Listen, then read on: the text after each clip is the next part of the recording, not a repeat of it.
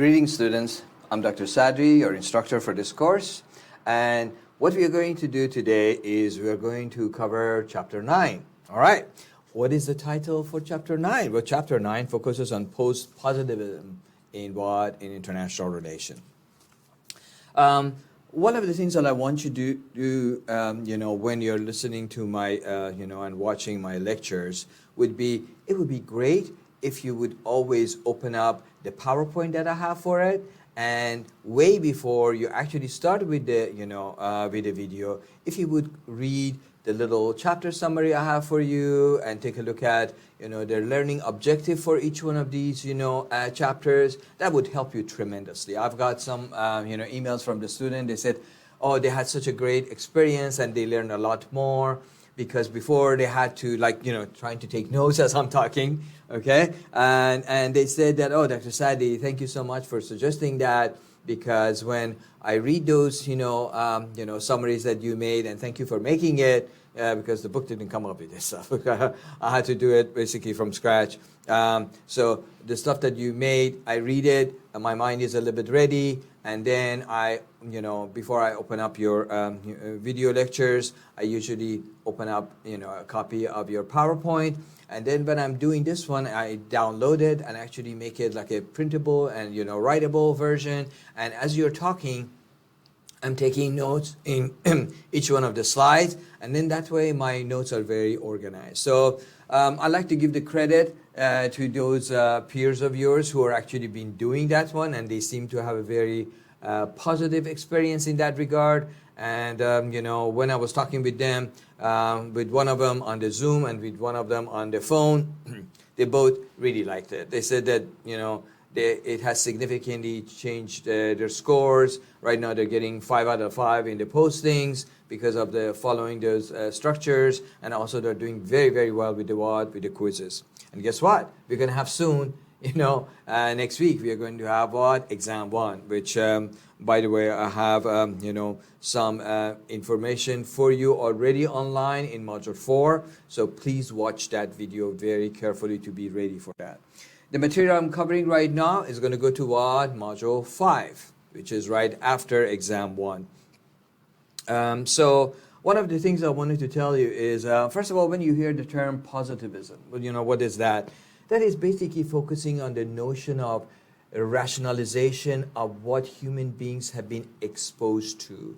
And the positivism perspective is when they try to, rationalize it and make it a scientific research topic by converting a lot of concept that nobody has translated into numbers and facts and things like that in that format. Because they think that if you do that, you make it more value-free, not biased, and we can have a much better understanding and deeper understanding of what it's all talking about. So having said that, you would see that the title of our Chapter 9 is actually Post-Positivist. Okay, why is that? Because something happened to the positivist, and that's how there was a reaction to that period.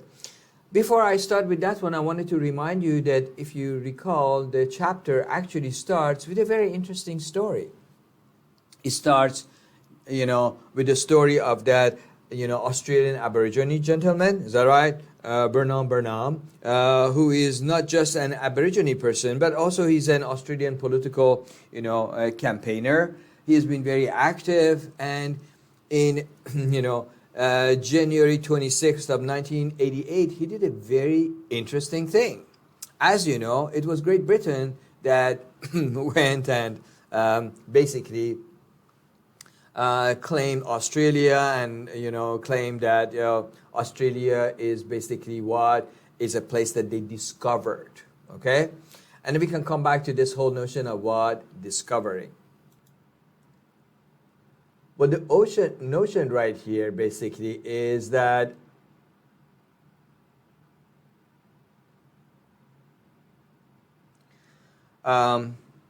was Australia really discovered? Nobody else knew about it? Well, obviously, Aborigines, they knew about it.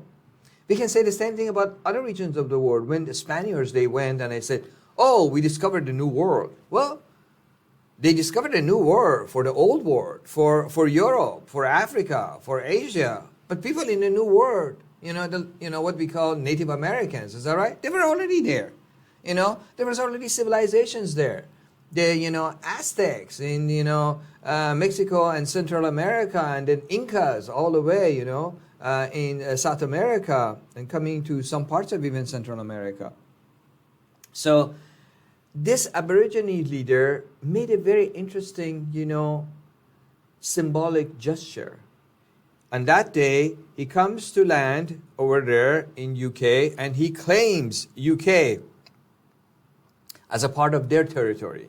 But right away, he also gives a speech that says that by him making this claim, it doesn't mean that you should expect the same type of things that Aborigines in Australia they had to tolerate, which was brutality, imperialism, racism, violence about the locals or anything. He said, I'm not going to do any of that stuff. I'm just claiming it. Now, it might sound silly. Is that right? Okay? But do you know what is very interesting about it? The interesting part of it is that really he made a major symbolic gesture that we can look as an example for what positivism, post-positivism, and the theoretical minds in that time, they were just like wondering about. Okay, so we started with that one. I put that in my PowerPoint, and I hope you're looking at it. And this brings us into the subject of, so how do we study? Is that right? How do we study IR in this regard? And that means methodology. Okay? So in that regard, it brings the whole notion of the methodological debate. What's the best way to study international relation? All right. Well, there is, first of all, the traditional way, as you know. We have talked about this one in previous videos.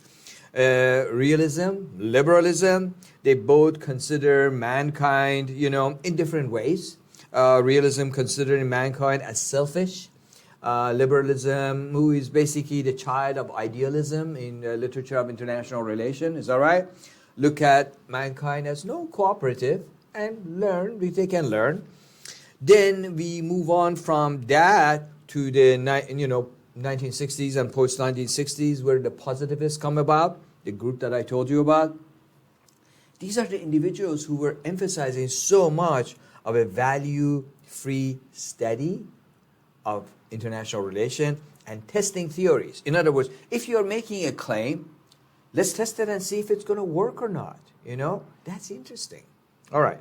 And then last but not least, we are talking about the post-positivists. And these are the people that they basically end up reacting to what? They basically end up reacting to the backlash, basically, to what? The backlash to what happened against the positivists. Because there were individuals, I'm going to mention later, is that right? I don't want to, dump a lot of information on you right away. That they started questioning, can you really measure such a sophisticated concept? And based on that, can you really make some kind of analysis which is really reliable? So those were some of the things that they talk about. So this group's basically talking about the post-positivist, is associated with reflectivism and also social constructivism. We talk more about some of those notions actually later on. But right now, I'm going to go to the next slide, all right? So we finished slide number 3, we go to 4. And this is the slide that talks about the English school, is that right? Or ES for short, which goes against the, traditionalist, or the, what they called, and also some of the behaviorists. So the English school, they call it English school because most of the scholars over there, to be honest with you, they were from London School of Economics. Then you might say, wait a minute, were they all like that? Well, actually, I'm going to mention some of them that they were not located exactly in UK. They were in other countries, but they were subscribing to this particular school of thought.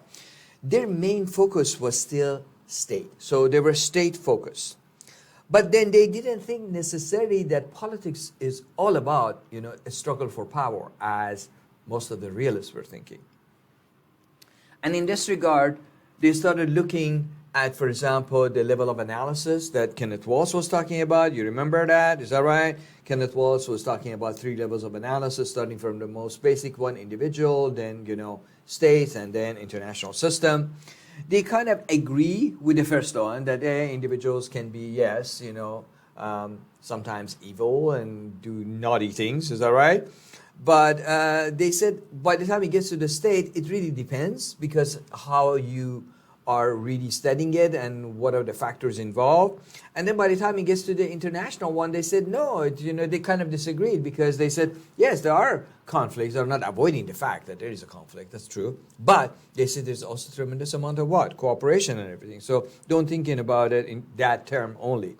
So what are some of the main, thinkers of that? Well, one of them I'm sure you read, and you read in the chapter. Both of them are mentioned in the chapter. One of them is Hedley Ball, who is actually an Aussie, Aussie from Australia. Is that right? Scholar.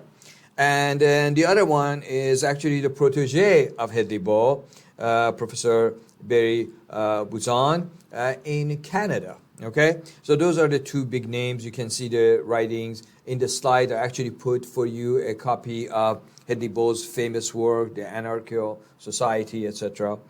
And then from that one, we can get into the whole notion that these group of people, English school, is that right?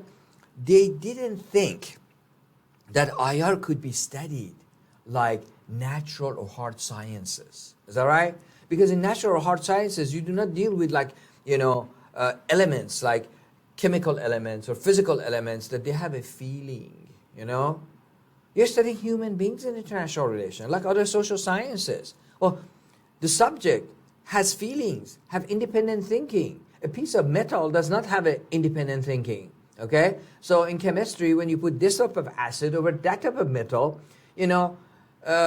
it's kind of predictable, like what's going to be the result of it under the condition that we are used to in planet Earth. Of course, some of these things change when you go to the space, and you can talk with the astronauts, and you can see that astronauts have said, oh yeah, this process happened this way or that way or whatever else. Is that right? So that shows already the biases of even hard sciences, that everything they talk about is based on the condition in our planet.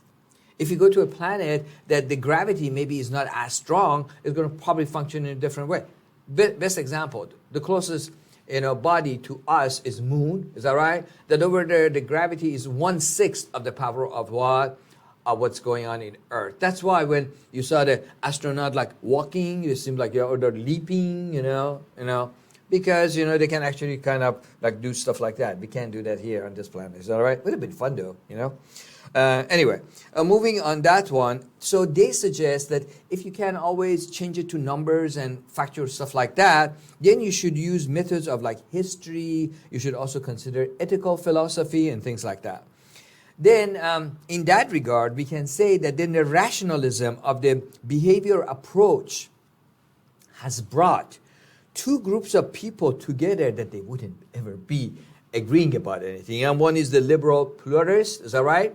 Liberal schools, and then the neo-realist as as the leftover of the the most recent version of the realist. All right, now let's go to slide number 5. And here you can see on one side of it, I actually have a name and a picture of a very famous French philosopher, Michel Foucault. And then here the major topic is obviously post-structuralism. In that regard, we can say in 1980s, there was a backlash against the scientific method. People started questioning. They said, are you sure you should really measure, states like that, or you should measure sovereignty like that, and you should measure this like, you see what I mean? There was a lot of questioning. Scientific, community always does that, So then there were doubts about the rationality of the so-called scientific approach and the value-free inquiry when it's applied to human behavior by the post-positivist, and this became reflectivist, which included 2 groups of people, post-structuralism and post-colonialism. We're going to talk about these. Then the method one of the methods they were talking about was they were saying, why don't you use deconstruction, method, which is what? Then in deconstruction, for example, you read somebody's speech, is that right? You don't look at just what the sentence says. You try to read also between the line. And for that one, it requires you to know something about that culture. That's very important, okay? Also, they suggest that you can use normative power, which means like how certain narratives come to dominate and inform future political behavior. Okay, having said that, now we are ready for one of these subjects, which is post-colonialism. Perhaps the shining star of this area is a guy by the name of Edward Said. Edward Said was a Palestinian American. He was a professor of literature, and very well respected. And he published a book called Orientalism. Got a lot of awards, got a lot of attention.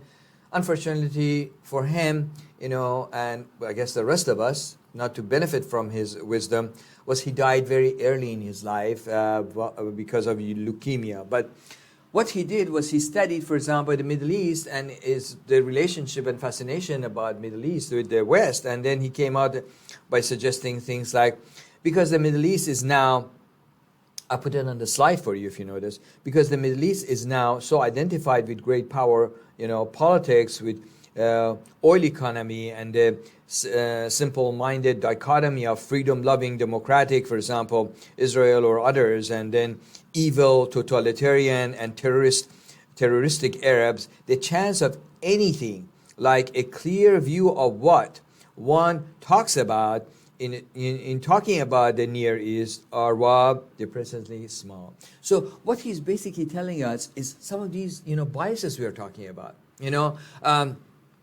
I can identify with that because when I was a kid, I was watching these cartoons that was produced by Hollywood, and always the bad guy was somebody called Boris. It's a typical Russian name, is that right? And then Boris had a partner called Natasha, and so Boris and Natasha were always running something bad against us. And then, I remember also even seeing sometimes in the, in the cartoons or something. I mean, now I know, many of the cartoons are politically correct, but when we were growing up, there was not. So, every time there was a bad guy, he was either an Arab guy or an African-American guy or, somebody who was not really somebody who was not really of, usually ethnicities that many of us we would identify with. So this is what he's talking about. This doesn't suggest that he looked down at us because he was married here, his children were here, all of his life was here. He just had an understanding, because of his roots somewhere else, that how people look at others in it from a different place. He said, yeah, we seem to be, kind of fascinated by the exotic Middle East. But the bottom line is that in the back of our mind, we are thinking, it's exotic, but it's inferior to us. So maybe it's our job to, civilize these people. You see what I mean? Because they're so behind. Well, guess what? What he said about that, there are actually theories about that. What are regions of the world? Isn't this what the Spanish did to the poor Native Americans? Is that right? When they captured the emperor, the Inca emperor, he said, look, I can fill this whole room with gold because that's what you want. Save my life because my people, they need me. Is that right? I have to provide a service. They said, okay, you fill out the room. He filled out the room with gold, and this is what they wanted, to put it on the ship, send it back to Spain. Is that right? What did they do? Still, they what? They killed him. Okay? They went against their own words that they killed him. So, because they thought, these are a bunch of savages. We need to make them all Christians so they go to heaven. Is that right? So that was their perspective. Guess what? This has happened around the world too. Not only Latin America, in Asia, in Africa, anywhere else, usually foreign elements came. All right? Now, what's the next slide? Slide number 7. And here we are talking about 5 major issues which is important from the perspective of post-colonialism. In this slide, number 7, first of all, I introduce them, and then we go in each one of the, future slides and we describe them a little bit. But of course, I don't go to a lot of details because, all the material is obviously in your text and, material that I prepared for you. So, the 5 major points right here in the post-colonialism is, number 1, imperialistic epistemology. marginalization of the pre-Westphalian, world, marginalization of decolonization, environment, and security. Let's start with the first one, imperialistic, epistemology. Here the notion basically has been that the central theme of post-colonialism is to, get rid of all these biases prevailing in the narrative that how the world has come to evolve, the challenges to decolonize, first of all, our mind. So that's the most important aspect of it. In other words, yes, we might be looking at something, but because we are trained in a particular way by whatever values that either our families or our churches or houses of worship and leaders and educational system has put in our mind, we are already looking at something with a sense of bias. So what we have to do is we have to free our mind, have an open mind. Okay? Then the new academic task has been to decolonizing the curriculum and the materials and even the delivery system, the way some of the professors are handling their lectures. So some of the scholars that here you might want to know something about is, Muldoon of UK and Chaudhuri of India. And again, to talk about sad stories, Chaudhuri of India also passed away. Again, these are unfortunately very, very brilliant minds that they passed away very, very early. I guess if I, start making this lecture 5-10 years from now, there are going to be a lot more people who are passed away. Okay, the post-colonialism, next slide, we are focusing on slide number 9. Marginalization of the pre-Westphalian world. Is that right? There's a lot of credit given to, the world, basically, state system started after the Treaty or Peace of Westphalia. Is that right?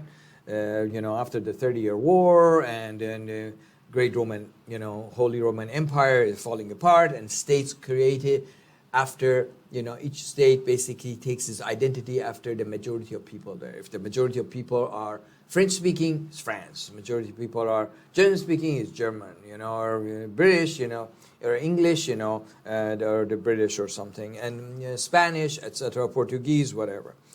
But in the reality, this thing, if you remember Treaty of Westphalia, we talked about this one, came out in 1648. Is that right? So we're talking about 17th century. And then it moved on to what, of course, continuation of that in 18th century. But, and then a lot of, seemed like the traditional schools of thought we talked about, like realism, liberalism, and even Marxism, they seem to give too much credit to Europe. Do you know why?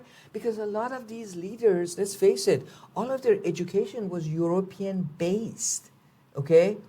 They didn't know so much about other parts of the world. They didn't know enough about Asia, Africa, Latin America, Middle East, or anything else. Okay? So they thought, okay, the history of the world started with the Greeks and Romans. Look at it. Even still a lot of history books are like that. Greeks and Romans. Okay, that's where civilization started. Is that right? So what happened before that?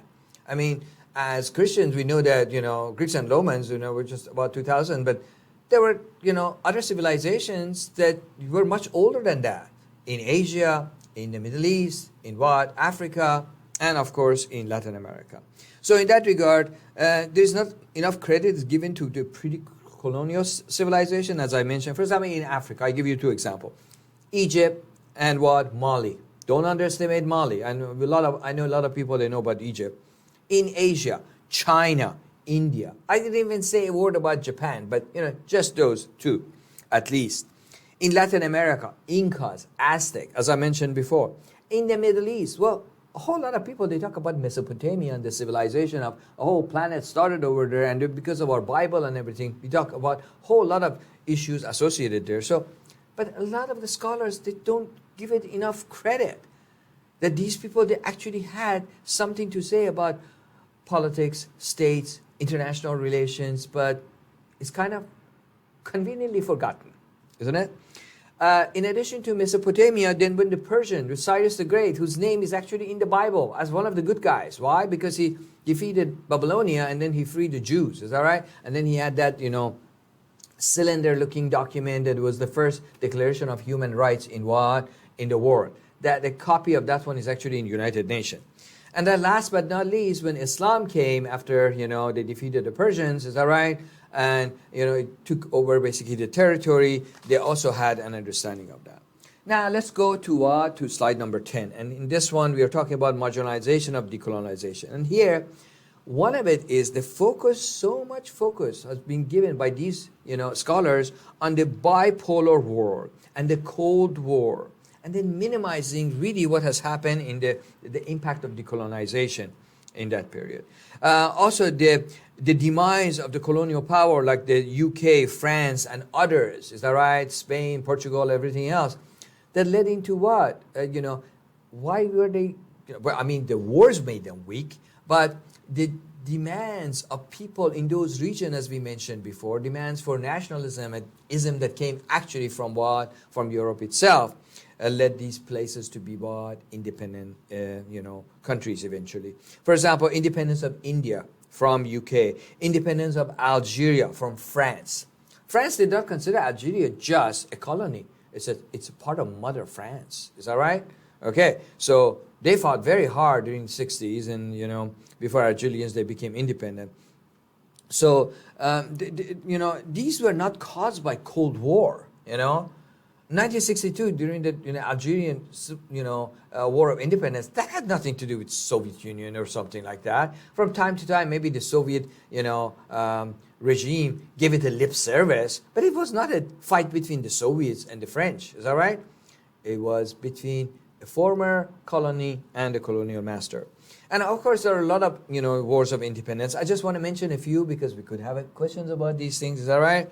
Like for example, independence war in Vietnam, in Malaysia, in Yemen, in Angola, in Mozambique. These are not caused by Cold War. Now, sometimes some members involved in the Cold War, they try to get something out of it. Is that right? Or they translate into that, but this was not really the reason, because of the Cold War fights between the U.S. and, USSR. Okay. And the Global South has its own views. Is that right? That Cold War did not define their life, but there needs to be free. Is that right? They're not any different from us. We want to be free. I mean, we take pride in being an American in, the main goal of our revolution was liberty. Is that right? And we always talk about that one. If you remember, even in the, world civilization classes in high school, they talk about it. Is that right? The main goal of American Revolution, liberty. The main goal of French Revolution, equality. Liberty and equality are not the same thing. Is that right? Okay. So, now, then we move on down the list in the PowerPoint that I provided you. And it talks about the Carter Doctrine. And some people, they look at the Carter Doctrine in 1980 because if you remember, Soviets, based on the history, they moved to Afghanistan.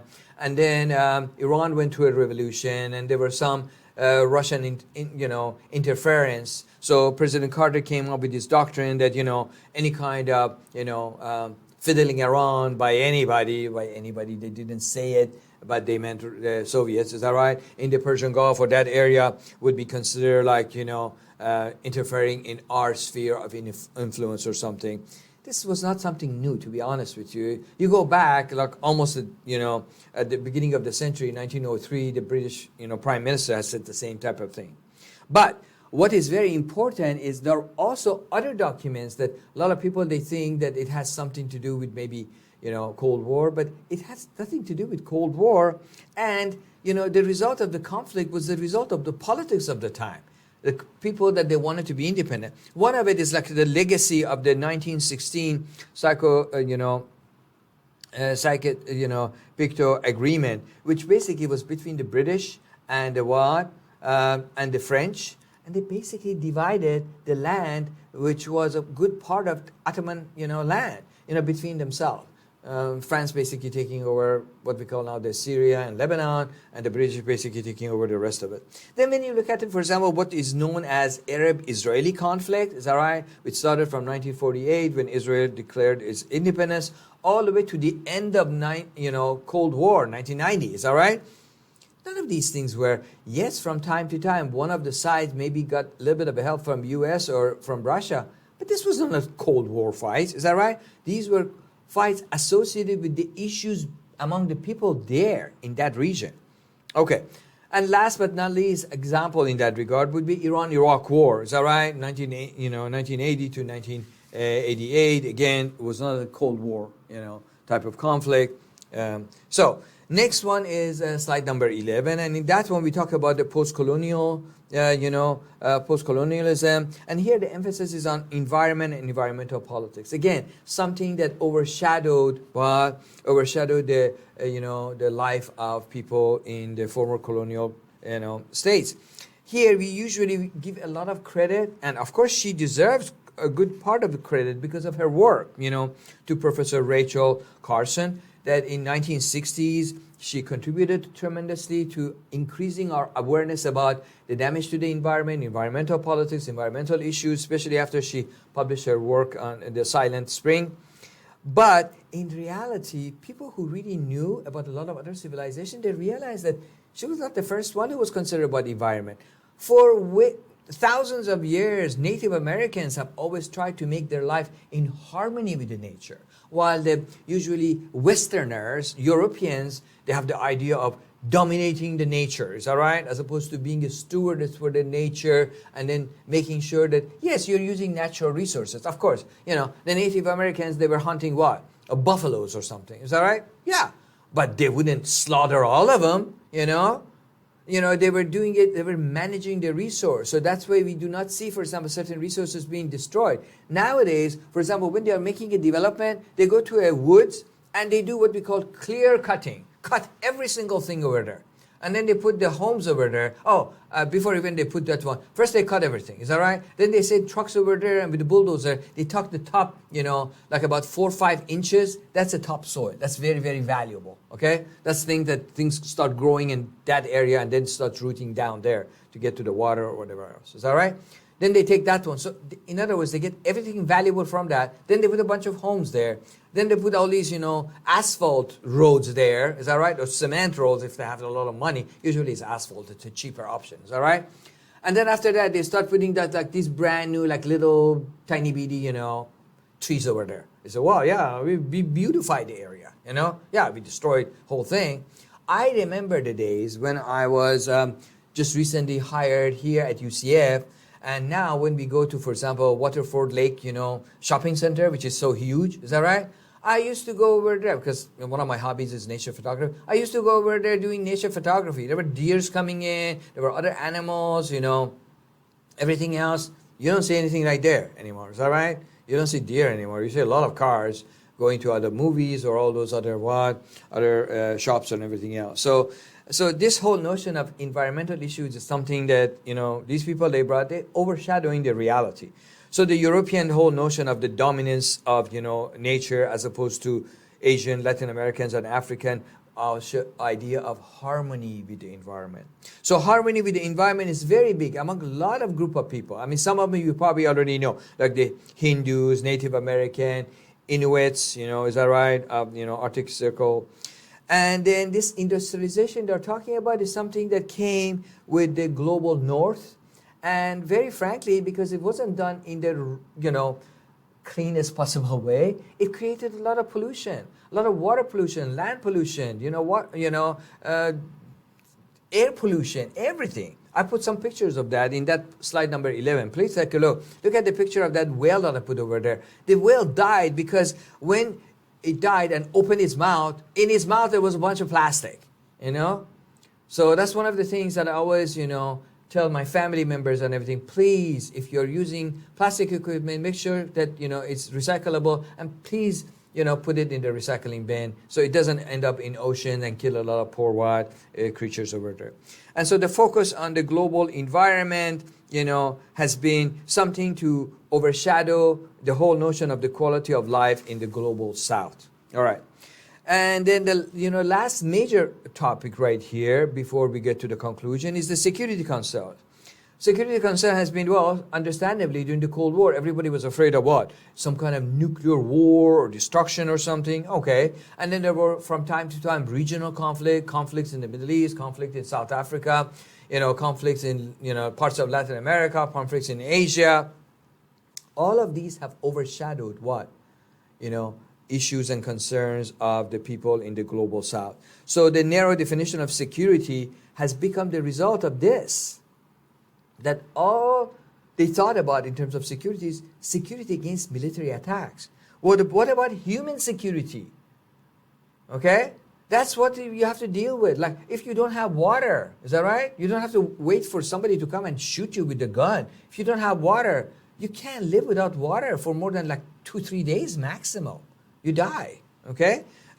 When the land is so polluted, you cannot use it. When the air is so polluted that, you have to, we wear masks, is that right? I mean, you see, I remember when I was in China, some days they were claiming that, okay, we should not go, and we were the guest of the Ministry of Defense, and don't go to Beijing cities without, the mask that they were giving us, because there was so much pollution. You can see the same thing, by the way, in California, is that right? Some of my relatives over there complain. And then I think this notion has come about, the whole notion of narrow, security focus on military, to an understanding of human security, which in the 1990s became a big issue with the help of United Nations Development Program. And then the Pan-African Conference, co-sponsored by the UN and Organization of African Unity in 1991, again brought the subject more to the mainstream. That's important. And then we see even some scholars from the, from the global south, like Mahbub ul-Haq and Amitra Sin. Mahbub is from Pakistan, and Amitra from Awad, from India. They adopted this whole notion of human security into the United Nations Development Program. All right, how do we finish and conclude this lecture? Some of the main points that I'd like to emphasize. One is that there is a criticism of the post-colonialism, of course, yes. And these are scholars that they seem to criticize a lot of other people, especially from the West or the Western theorists or something. The main criticism is, you guys criticize a lot, but you do not come up with enough alternative ideas. Okay, if these things are bad and these things are not good and these things are, biased, what is an alternative theory? And in that regard, they've been, obviously vulnerable to that type of, criticism. Nevertheless, we can say that the post-colonialism highlights that there are some IR theory shortcomings. That's very important. And in fact, we can say nowadays that most IR scholars, regardless of if they're a realist or from liberal background or Marxist background, they all welcome the positivist researchers' comments. They say, you know what, we are all scientists, we are open to different ideas, and it's good that you're mentioning this one because we weren't thinking about it. So now we can think about it, maybe we can improve the quality of our theories. And last but not least, I should mention, and this is the last thing I'm going to say, is that despite criticism of the post-colonialism and, the English group, these groups, both English, school and the post-colonialism school, they remain to be still very relevant nowadays. So this we have covered basically a subject which is a very important but also a very sophisticated one, a very extensive one. So I gave you a little bit longer lecture than usual, but I hope I made the material in the book a little bit easier for you to understand. Next, we would cover Chapter 10. Have a nice one, and as usual, if you have any question, please feel free to email me. All right? Bye.